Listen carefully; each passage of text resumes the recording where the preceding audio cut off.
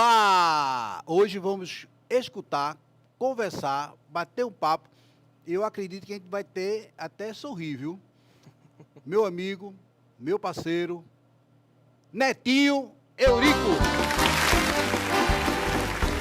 Seja bem-vindo. Você tá? E aí, Netinho? Primeiro, deixa eu perguntar se eu tô bonitinho na filmagem. Tô bonitinho?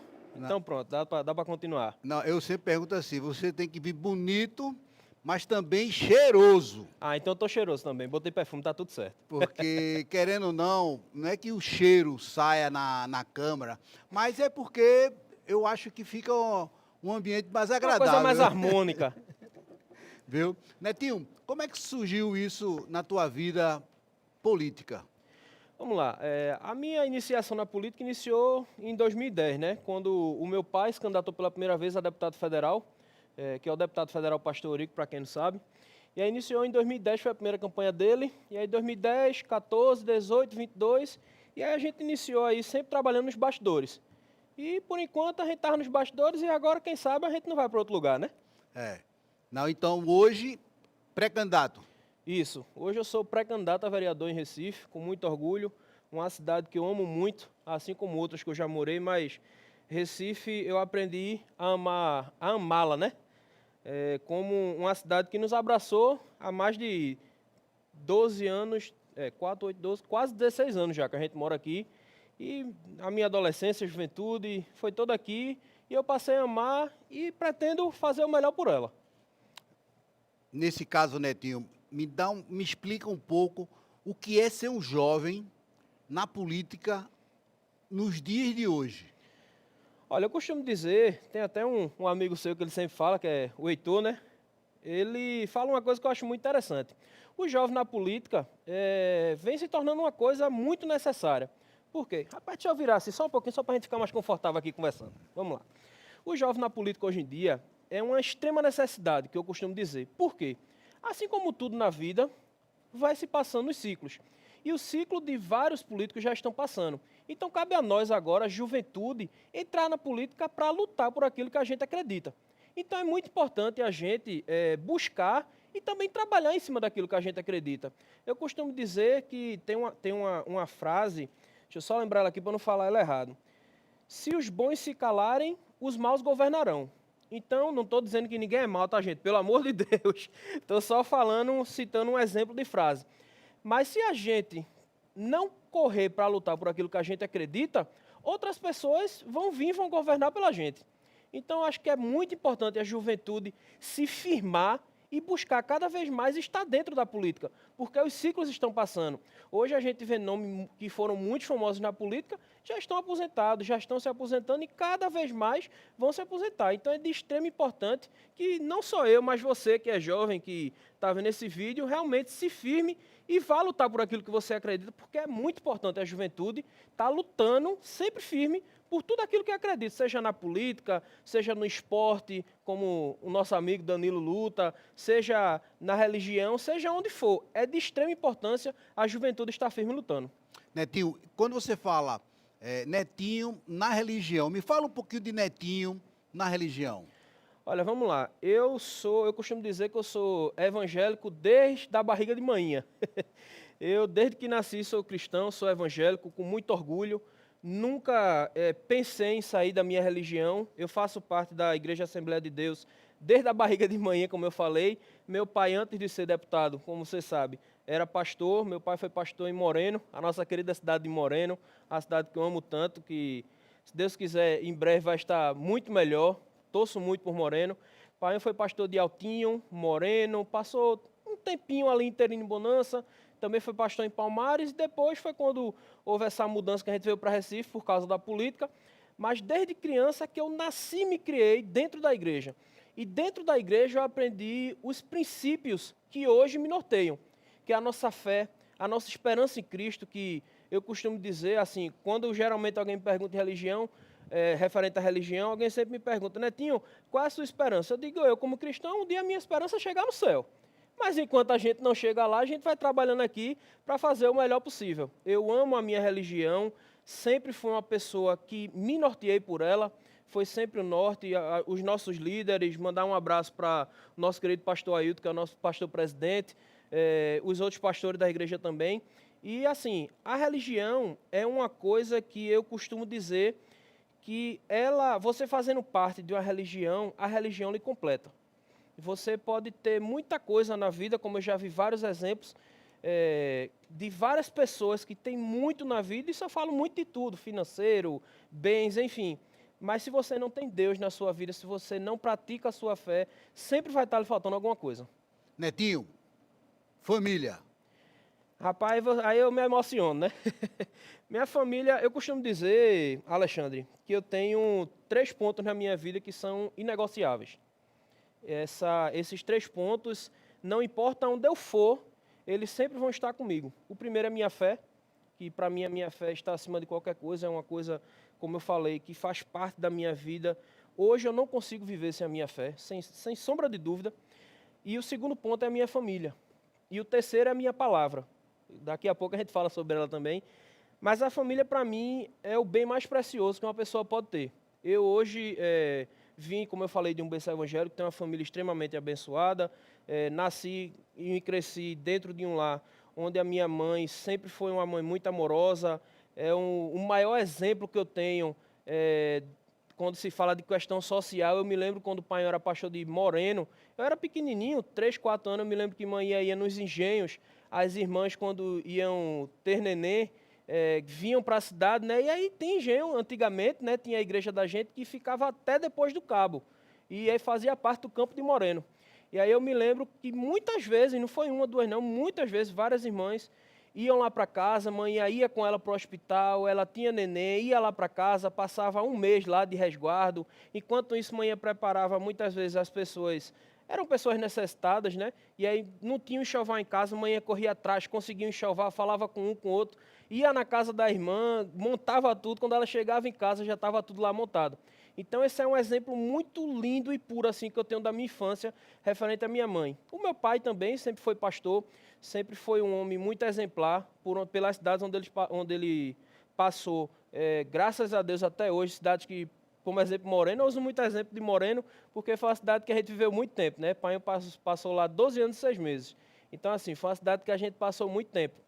Então, assim, até hoje já fazem quase 20 anos que a gente saiu de lá, e quando a gente chega na cidade, a gente ainda sente aquele carinho de várias pessoas que nos abraçam. E falando de família, né, meus irmãos também, o meu irmão mais velho, Júnior, Daphne, a Paula, e falando da minha família agora, né, eu depois que cresci, quer dizer, na verdade eu acho que eu nunca fui pequeno, né, depois que eu fiquei mais velho. Eu me casei, desculpa as mulheres que estão assistindo, me casei com a mulher mais bonita do mundo, que é a minha esposa. E hoje em dia eu agradeço muito a Deus pela esposa que Ele me deu. Foi uma jovem, a gente se conheceu na igreja também. Desde pequeno eu sempre orei para que Deus me desse uma esposa que me ajudasse em todos os planos que eu pudesse ter na minha vida. E hoje eu vejo que as minhas orações surtiram efeito. E hoje eu tenho uma esposa que me ajuda, é uma senhora esposa, é uma mulher sábia, como a palavra de Deus diz. A mulher sábia edifica a sua casa e a tola destrói, ela sempre edifica o nosso lar. E o meu maior presente que eu ganhei há exatamente 1 ano, 7 meses e 5 dias, que foi o casalzinho de gêmeos, que Papai do Céu nos presenteou. Eu tive um casal, que é João e Júlia, que são os meus amores, a minha vida. Faço o que for, eles sempre vão ser a prioridade na minha vida. São meus filhos, por eles tudo. Eu costumo dizer nessa época agora que a gente está correndo muito, a maior dificuldade que eu tenho é poder precisar ficar fora de casa e estar longe deles. Agora me fala da questão da palavra. Vamos lá. Eu acho que é um princípio. Deixa eu tomar uma aguinha aqui. Eu acho, como eu falei, né, os 3 princípios é a fé, a família e a palavra. Eu acho que a palavra é um princípio básico de todo homem. E homem que eu falo, não homem separando homem de mulher, mas de homem, de mulher, falando de ser humano de modo geral. Eu acho que a palavra, quando você firma uma palavra, como eu falei, eu nasci e me criei no interior, então no interior eu nasci e me criei vendo esse tipo de coisa. No interior, você chega com um carro, uma moto, você troca por um bicho para poder pastorear, você troca por outra coisa, não sei o quê, e não existe isso, de papel, de caneta, você vai lá, aperta a mão e disse, Tá fechado. feito. Então, acho que a palavra é uma coisa muito importante de se ter, porque a palavra é aquilo que você dá à sua integridade. Quando você dá a sua palavra, que diz, olha, a gente vai fazer isso, pronto. Se eu disser a uma pessoa, meu amigo, olha, isso aqui vai ser isso aqui, pode anotar que aquilo ali vai ser aquilo. Eu acho que a palavra é um preceito básico que todo mundo deveria ter. Quando eu falo a palavra, eu falo a verdade. Eu acho que a pessoa, que a gente costuma dizer, uma pessoa sem palavra, é uma pessoa que não tem confiança. É uma pessoa que as pessoas não confiam. Isso é muito ruim, porque a partir do momento que você diz que vai fazer uma coisa e não faz, você perde a confiança, e depois da confiança perde a credibilidade, e depois é só ladeira abaixo. Então, eu acho que a palavra é um preceito que todo mundo deve ter. Quando fala palavra, é a verdade, a afirmação de dizer, olha, a gente vai fazer isso, vai ser assim, e dizer, foi feito assim e fez isso. E quando fala da palavra, principalmente nessa questão política, fica muito uma interrogação, né? Tem que falar, mesmo que doa, mas falar com sinceridade. Às vezes, eu digo sempre, Netinho, o não tem que ter gosto de sim, mas a verdade, às vezes, dói menos do que uma mentira por muito tempo. Às vezes a pessoa quer que a gente escute a mentira. Aí eu digo à pessoa sempre, Netinho, eu não vou mentir para você. Eu prefiro falar a verdade, Com certeza. você ficar magoado, chateado, certo? Mas no futuro você vai ver como foi bom eu ter falado a verdade para você. Isso, Esse princípio, Netinho, é fundamental, não pelo fato de você ser jovem, mas nós conhecemos pessoas adultas, pessoas muito mais velhas que nós, né, que ainda permanece nesse tributo de falar sempre a verdade. Isso, Né? exatamente. A gente, esse legado, ele não é de hoje, ele já é muito antigo. Ele é pouco comentado Isso. e pouco dialogado, né? Hoje nós estamos falando de uma questão que deveria ser falado constantemente no seu lar, em roda de amigos, Isso. nessa questão da palavra, né? Você cultivar e sempre manter a palavra aonde você esteja. Eu fico muito contente, Netinho, de escutar e ver você falar dessa forma, porque o fato de você estar hoje dentro de um movimento político e você tratar esse assunto com muita fervura, com muita certeza, isso fortalece a política, né? Isso. Eu costumo dizer que, principalmente assim, para a gente que vive no meio da política, infelizmente parece que o que impera muitas vezes é a mentira e não a verdade. E assim, no final de tudo, Alexandre, eu acho que se a verdade fosse o mais forte, o povo sofreria menos. Eu costumo dizer, assim, várias pessoas que eu já ajudei e ajudo, se uma pessoa liga para mim, tô dando um exemplo, tá, pessoal? Não estou dizendo que acontece, pelo amor de Deus. Se uma pessoa liga para mim e diz, Netinho, eu estou precisando de um óculos. Então, eu simplesmente posso chegar para a pessoa e dizer, pode deixar, olha, eu vou resolver. Olha, pode deixar, vou passar seu número para fulano, para Beltrano, não sei o quê. Aí enrola, enrola, enrola, enrola e não resolve. E aquela pessoa que está precisando vai ficar ali naquela esperança e não vai ter nada. Então, muitas vezes eu prefiro dizer, mesmo que muitas vezes vá doer, porque você sabe, tem muitos pedidos, existem coisas que são simples e existem coisas que são muito grandes, que não tem como a gente abraçar. Então, eu prefiro falar a verdade. Olha, amiga, infelizmente, olha, amiga, enfim, infelizmente não vai dar. Mas, rapaz, não sei o que eu digo, olha, eu prefiro dizer que não vai dar do que eu prometer e não fazer. Aliás, eu tenho uma política minha que é de nunca prometer nada. Eu tenho uma política minha que é de me comprometer. Se uma pessoa chegar, dizer, Netinho, vamos embora. Eu me comprometo a trabalhar para dar certo. Mas eu não prometo que vai dar certo, porque eu não tenho como prometer uma coisa que está lá na frente, eu não sou Deus, eu não estou vendo o que vai acontecer depois. Não vai.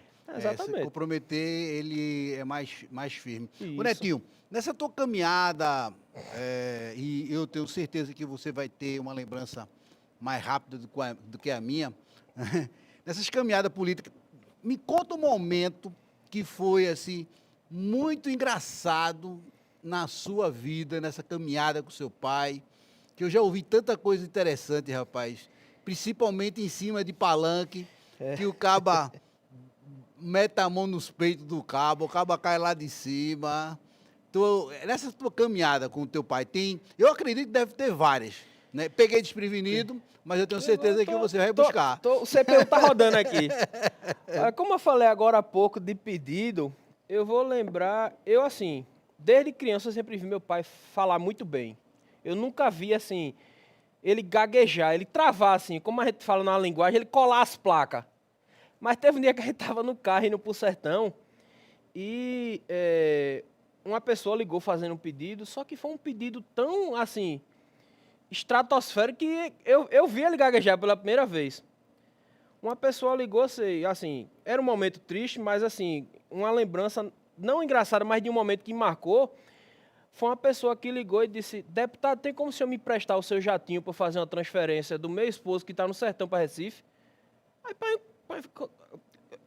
colou assim e fez: como assim o meu jatinho? Eu não tenho avião, não. Não, mas eu fiquei sabendo que todo deputado tem um avião. Aí disse: não, moça, isso é conversa, mentira. Aí já veio que não, porque não quer resolver, mas não é. Então, assim, como eu falei dos pedidos agora há pouco, eu lembrei desse que, assim, ligou, foi a primeira vez que eu vi ele gaguejar e aquilo me marcou, que eu nunca tinha visto. Pai foi radialista, ele foi não, né? Uma vez radialista, sempre radialista como você. Ele sempre é muito eloquente as falas dele, quem conhece, ele sempre fala muito bem, é costume, né? De estar em rádio, púlpito, enfim. Mas, assim, foi a primeira vez que eu vi ele gaguejar, isso me marcou até hoje, com essa Já situação. imaginou se cada deputado tivesse um avião? Rapaz, não tinha aeroporto que desse. Não é? É muita conversa. A gente nesse mundo de política vê tudo. Já outra ligou pedindo eu me lembro muito bem, foi uma pessoa lá de Serra Talhada, um abraço a Serra Talhada da pessoa, uma cidade, ligou pedindo um helicóptero dele, como se ele tivesse. Outra pessoa ligou, sei que foi um momento de desespero, mas ligou exigindo um transplante de coração, porque a pessoa estava na fila e queria, porque queria. Eu sei que é um momento de desespero, mas assim, são coisas que não tem como resolver. Como eu falei, existem casos e casos. Existem casos que a gente pode ajudar, mas existem casos que às vezes passa um pouco do nível que a gente consegue. Mas Netinho já teve oportunidade, assim, chegar junto com o pai e fazer um discurso, alguma coisa parecida, e ele corrigir, e ele está sempre ajudando Netinho nessa caminhada? Já sim. A gente sempre anda junto, né? Como eu falei, lá em casa são 4 filhos. Tem o mais velho que é Júnior, que eu costumo dizer que ele faz parte da parte chata, na minha opinião, mas é brincando entre a gente, né? Que é a parte do documento, ele é mais da parte do jurídico, né? Ele é formado em Direito, tem lá suas pós-graduação, ele toma mais conta dessa parte chata, que é do documento. Aí vem o segundo filho, que é Daphnis, que é bem conhecido no meio político, e aí ele sempre foi o nosso articulador de conversar, você conhece ele muito bem, o nosso articulador de conversar com todo mundo, conhece muita gente. E aí vem a terceira, que é Paula, que é minha irmã, ela não se envolve muito com política, ela não gosta muito de política, é a opção dela, tudo bem. E o terceiro sempre fui eu, que sempre fui o mais operacional, o de estar em rua, o de estar andando, levando material, trazendo, buscando, conversando com as pessoas. E, assim, sempre perto de Painho, eu sempre aprendi muita coisa. E principalmente foi de quando chegar nos eventos, todo evento assim que a gente vai, como por exemplo lá em Moreno. Mais uma vez, o exemplo de Moreno. Quando a gente chegou lá em Moreno, naquele evento referente ao nosso amigo Heitor, eu observei cada pessoa falar. E aí quando você observa cada pessoa falar, eu aprendi muito isso com o Painho. Geralmente, ou ele fala por último ou por penúltimo, porque é por questão... geralmente se fala presidente de partido mulher, os deputados estaduais e depois os federais. Geralmente é a regra nos eventos. Pode mudar também. Mas uma coisa que eu sempre aprendi foi observar para depois falar. Então, quando a gente vai falar, a gente já tem, bem dizer, montado na cabeça. Isso eu aprendi com ele. Eu sempre vi ele parado assim, prestando atenção. Aí daqui a pouco ele chamava assim e fazia: Netinho, pesquisa isso aí para mim no celular. Uma dúvida que ele tinha. Eu pesquisava, mostrava ele e fez: pronto, agora eu já sei como é que eu vou ligar os pontos aqui e vou fazer minha fala. Isso eu aprendi muito com ele. Inclusive lá em Moreno, quando eu fui discursar lá no evento de Heitor, eu me saí lembrando das coisas de Moreno que eu me lembrava. E coisas que até hoje eu passo lá, visito, como por exemplo a segunda padaria mais antiga da cidade, que é a que fica na frente da prefeitura, do outro lado. Me lembrei do Colégio Baltazar, me lembrei do outro colégio que é muito famoso na cidade, me lembrei do Colégio Imaculado, que foi onde eu estudei, e aí saí lembrando, e aí só aprendi com ele, de ligar os pontos e poder falar. E no final, até hoje tem dado certo, espero que continue dando certo. Aí você teve uma fala muito boa lá, hein, Moreno? Todo mundo gostou. Graças a Deus. E o interessante foi que pessoas lá, teve até aquela senhora que veio conversar com você, tudinho, já lhe conhecia há muito tempo, né? Isso, aquela senhora, ela, como eu falei, né? Meu pai era pastor de Altinho, depois ele foi para Moreno. Quando Manhinha e Painho foram para Moreno, Manhinha estava grávida e não sabia. Então ela estava com 1 mês de gestação. Então basicamente passou os 9 meses ali, o que dá quase 1 ano. Painho passou 12 anos e 6 meses, então eu nasci, basicamente eu morei em Moreno 10 anos e 6 meses da minha vida. Hoje eu tenho 28. Então, basicamente, 10 anos e 6 meses da minha vida eu morei em Moreno. E aquela senhora que eu vi, Dona Rose, inclusive um beijo para ela, se estiver nos assistindo, ela literalmente me pegou no braço. Ela era uma vizinha nossa, ela sempre fazia bolo, mãe sempre gostou muito dela, vivia muito lá em casa, e eu discussando, quando eu olhei para o lado assim, ela estava assim, eu digo, oh, rapaz, que felicidade. Aí deu até uma pausinha, deu um cheiro na cabeça dela. E é o carinho que a gente tem, graças a Deus, como eu falei, né? Por onde a gente passou, graças a Deus, a gente tem um carinho muito grande e sempre tem as recordações do pessoal. E está preparado para caminhar, subir essa ladeira e andar Rapaz, em tem que Recife? tem que estar. Recife é uma cidade que ela, ao mesmo tempo, enquanto tem a maior avenida em linha reta do Brasil, que é a Caxangá, ela também tem vários morros para você descer e subir. Então você tem que estar pronto para tudo, tanto para subir quanto para entrar em localidade, também pegar as avenidas principais, e, como eu costumo dizer, em todo canto tem pessoas que gostam do trabalho da gente e que são possíveis eleitores. Então a gente tem que estar trabalhando em todos os lugares. Então, preparado, vê se pelo menos agora na eleição eu perco uns quilinhos correndo por aí, né? E você trabalha também com jovem, alguma atividade? Isso. A maior base da gente votante, com certeza, é a nossa igreja, né? Os nossos amigos da igreja. Eu também faço um trabalho muito grande com a questão da segurança pública. É uma das maiores bandeiras que eu tenho, é lutar pela Guarda Municipal da cidade, que infelizmente hoje, em Recife, a Guarda Municipal está totalmente esquecida. Essa é a verdade. Recife hoje tem a Guarda Municipal mais antiga do Brasil, foi a primeira guarda a ser fundada e é a única guarda da capital do Brasil que ainda é desarmada. Então, é muito fácil você ser contra um armamento para a guarda, você está andando com segurança armada, não é verdade? Porque você não precisa de arma. Tem gente para ali literalmente dar o peito para morrer por você. A vice-governadora passou pelo... Isso, exatamente. Então, para você ver como está o Estado, se o carro da vice-governadora sofreu tentativa, quem dirá nós, meros cidadãos mortais, como eu posso dizer, né, no ditado, meros cidadãos estão todo dia na rua, o que é que o pessoal não está passando? Então, a Guarda Municipal eu acho que é de extrema importância, porque quando a gente fala de segurança, Alexandre, a segurança não envolve só a segurança. Quando a gente se tem uma boa segurança, vai haver menos tiroteios, vai haver menos confusões, nitidamente isso reflete nos hospitais. Vão ter menos atendimentos por tiroteios, menos atendimentos por confusões, e aí os hospitais vão ter mais vagas para poder atender outras pessoas. Isso aí é uma linha básica de comando, como a gente fala. Então, os hospitais têm várias pessoas que precisam, muitas vezes hoje, quando você chega no hospital de grande porte, as pessoas estão lá, um exemplo, para fazer uma cirurgia eletiva, que chamam, né? Que é aquela cirurgia que não é de urgência. Mas aquela pessoa que está ali fora, se for chegando pessoas que estejam piores que ela, vão passando na frente. E muitas vezes eu já acompanhei casos de pessoas que passaram de 7 a 12 dias esperando. Então, por quê? Chegavam baleado, chegavam esfaqueado, chegavam que foi de briga não sei aonde, briga não sei aonde. Então, quando se fala segurança, a segurança, eu costumo dizer que toda cidade, todo estado e também o país, ele tem vários pilares. Mas, para mim, os 3 principais são as ações sociais, existem 4 pilares, que é a educação, as ações sociais, a saúde e a segurança. E a segurança envolve todos os outros pilares. Se você tem uma boa segurança na cidade, você ameniza os casos dentro de hospitais e libera para que a saúde esteja mais, entre aspas, folgado para poder melhorar. Se você melhora a segurança, as ações sociais são mais fáceis, porque as pessoas já vão estar acostumadas com aquilo. Ó, ali tem alguém fazendo a segurança. Então, dentro das ações sociais, é muito importante a questão da segurança também, porque reflete diretamente nos índices. Também a questão de saúde, a gente faz um trabalho muito grande, graças a Deus a gente tem conseguido ajudar algumas pessoas, algumas de várias, né, que a gente pode Algumas de falar, várias. algumas de várias.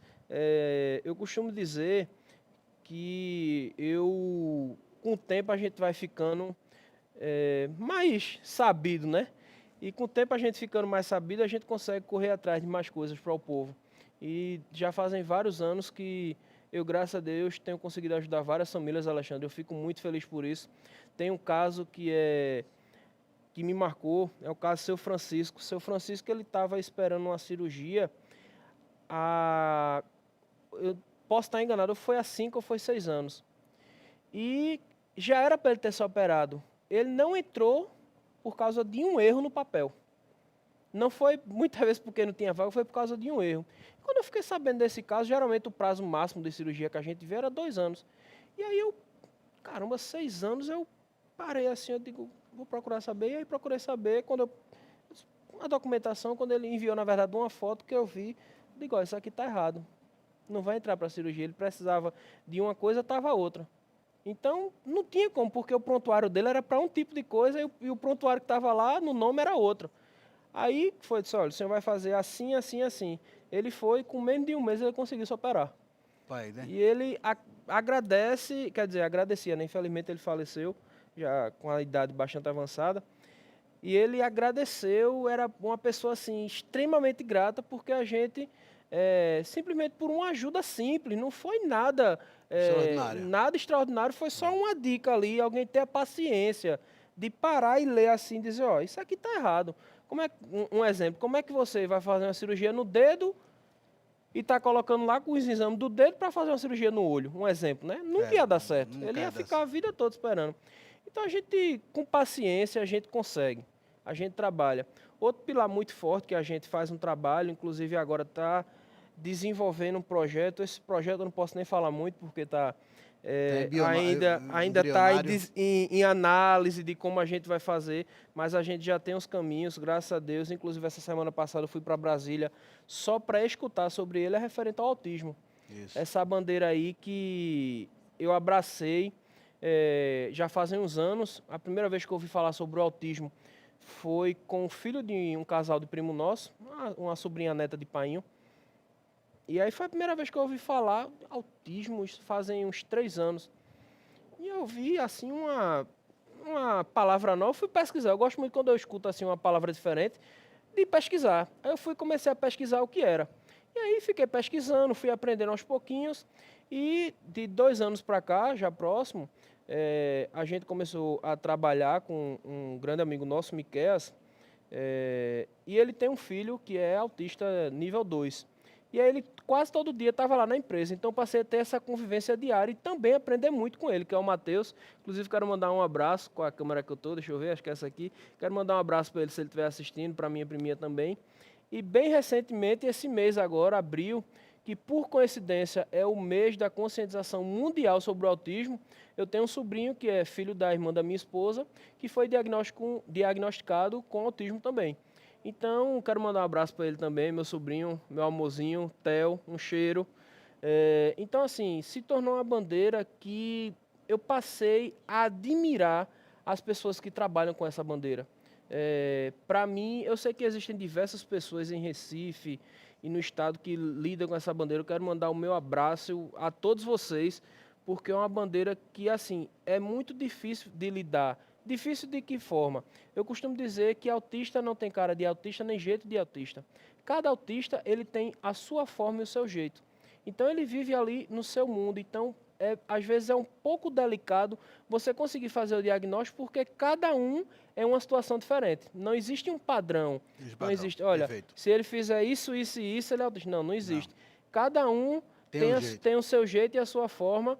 E assim, é impressionante porque todos os que eu tive um contato até hoje, cada um eu costumo dizer que cada um vê o mundo do seu jeito, mas sempre desse jeito tem muito amor. Eu aprendi isso e estou aprendendo e vou continuar aprendendo e espero que esse meu projeto aí, não meu, né, nosso, dos nossos amigos que estão envolvidos, possa dar certo e dando certo a gente vai ajudar muitas famílias aqui em Recife que está precisando. Netinho, a gente tem que agradecer esse momento massa que a gente ficou junto, tá certo? Você falando um pouco de você e de toda essa sua caminhada, esse seu aprendizado, sua família, a sua participação na religião, né?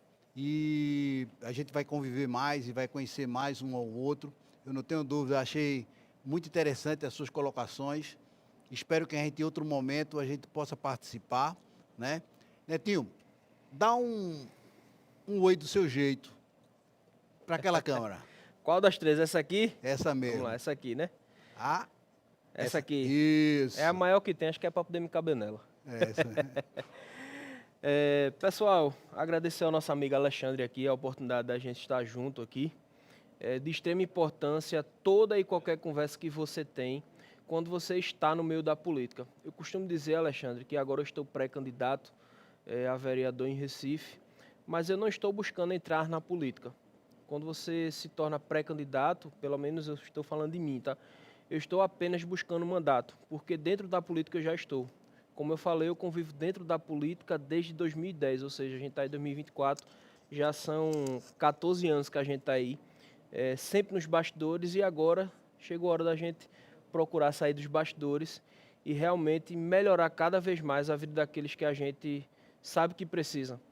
O povo precisa. Eu acho que, na minha opinião, eu acho que qualquer político, Alexandre, qualquer ele que seja, se for um político, um exemplo da minha base, que eu acredito, dos meus amigos, qualquer índice de corrupção, ele deveria ser totalmente proibido de voltar para a política.